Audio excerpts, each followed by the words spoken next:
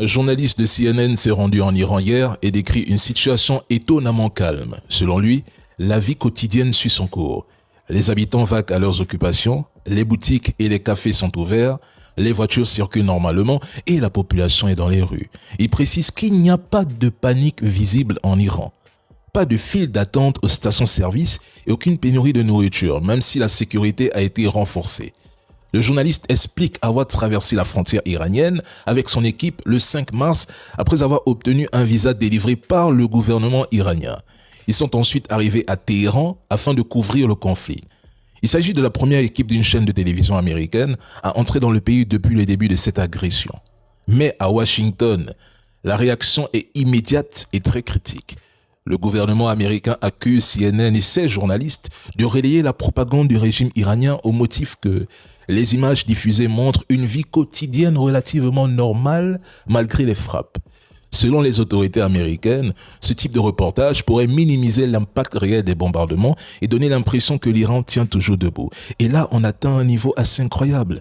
Certains médias voudraient faire croire que l'Iran serait plongé dans le chaos total, au bord de l'effondrement, avec un pays dévasté par les frappes. Pourtant, dans le reportage disponible, les images montrent exactement l'inverse. Une capitale active, des commerces ouverts, une bonne partie de la population qui soutient le régime et qui continue de vivre malgré le contexte de guerre. Faites attention à ce que les médias occidentaux vous montrent. Dans une grande partie de la presse française, la couverture du conflit est presque systématiquement présentée sous un angle défavorable à l'Iran. On écoute. Quand le président Trump dit il faut que l'Iran capitule, c'est pas du tout le sentiment qu'on a ici, à moins qu'il y ait des surprises. On lançait de nouvelles attaques contre Israël, mais aussi contre les bases américaines dans la région. Après avoir frappé, par exemple, des radars américains dans la région, l'objectif c'est de frapper les réservoirs de carburant pour les avions de chasse. Et ensuite, l'étape suivante sera, si ce n'est pas suffisant, frapper des installations de dessalement dans les pays arabes du Golfe Persique, des installations de dessalement qui sont essentielles pour la survie de ces pays. C'est l'Iran qui a le contrôle du détroit d'Ormuz et il n'est pas question que des pétroliers passent dans cette région. Et d'ailleurs, si on voit le prix du pétrole aujourd'hui, 91 $, le baril de pétrole, c'est l'objectif de l'Iran, c'est de faire passer le prix du baril à plus de 100 $ et donc faire pression encore davantage sur l'économie mondiale et faire pression sur le gouvernement américain. Donc le ton n'est pas du tout à une éventuelle capitulation côté iranien.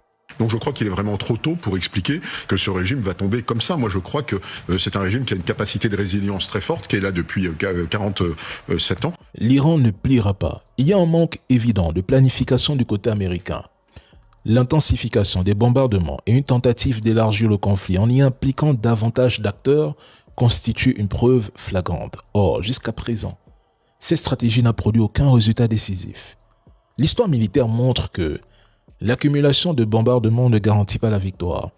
Ce sont certains médias français qui vous font croire que tout est déjà terminé pour l'Iran. Vous voyez des images de bombardements et vous en déduisez immédiatement que la victoire est assurée pour Washington et l'entité.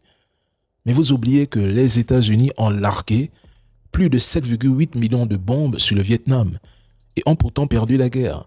En Afghanistan, plus de 200 000 tonnes de bombes et de munitions ont été déversées en 20 ans. Malgré cela, les talibans, en s'appuyant sur une guérilla asymétrique, ont résisté et sont encore au pouvoir en 2026. L'Iran continue de contrôler fermement le détroit d'Ormuz. L'Iran aurait détruit un radar du système antimissile américain THAAD déployé dans la région et 2 autres systèmes similaires auraient également été touchés lors de frappes iraniennes. 3 drones américains MQ-9 Reaper ont été abattus. Les bases américaines, symbole de la puissance militaire de Washington, se retrouvent aujourd'hui sous le feu des frappes iraniennes. Malgré la coalition de plusieurs pays opposés à l'Iran, celui-ci poursuit ses opérations. Tir de missiles lourds, déploiement de drones et maintien de ses capacités navales et aériennes. Selon CNN, la Chine pourrait se préparer à entrer en guerre au Moyen-Orient en fournissant à l'Iran aide financière, pièces détachées et composants de missiles, tandis que la Russie soutiendrait le pays en renseignement. Position et mouvement des troupes américaines, trajectoire des navires, données de ciblage pour frapper les forces ou avions américains dans la région. Et ça, c'est selon CNN et le Washington Post, pas selon moi. Questionnés sur les informations, la CIA et le ministère de la Défense, pourtant très bavards d'habitude, ont refusé de commenter, ignorant purement et simplement les questions. Par ailleurs, depuis le déclenchement de la guerre d'agression, Taïwan observe que les avions de guerre chinois n'ont plus effectué d'incursions autour de l'île.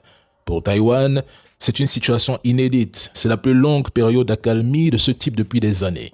Cela laisse penser à un réajustement stratégique de Pékin en direction de l'Iran. Pour l'instant, la plus grande gagnante de cette guerre reste la Russie. Le Trésor américain vient d'autoriser formellement les raffineries indiennes à acheter du pétrole russe pendant 30 jours avec l'aval de l'OFAC. Une mesure clairement destinée à maintenir le flux de pétrole sur les marchés mondiaux alors que l'Iran tient le Golfe en otage. Et croyez-moi, ça continuera à faire très mal tant que l'Iran poursuivra sa guerre asymétrique. Si Donald Trump veut vraiment renverser le gouvernement iranien, alors qu'il déploie des troupes au sol en Iran, là seulement, nous pouvons mesurer la véritable force militaire américaine face à Téhéran. Parce que jusqu'à présent, il est trop facile de bombarder un pays depuis les airs, surtout quand ces opérations sont soutenues par des alliés de l'OTAN, l'entité, et ne nécessitent pas d'engagement terrestre réel. Ils sont plusieurs contre l'Iran et se plaignent aujourd'hui que l'Iran reçoive du renseignement. À un moment donné.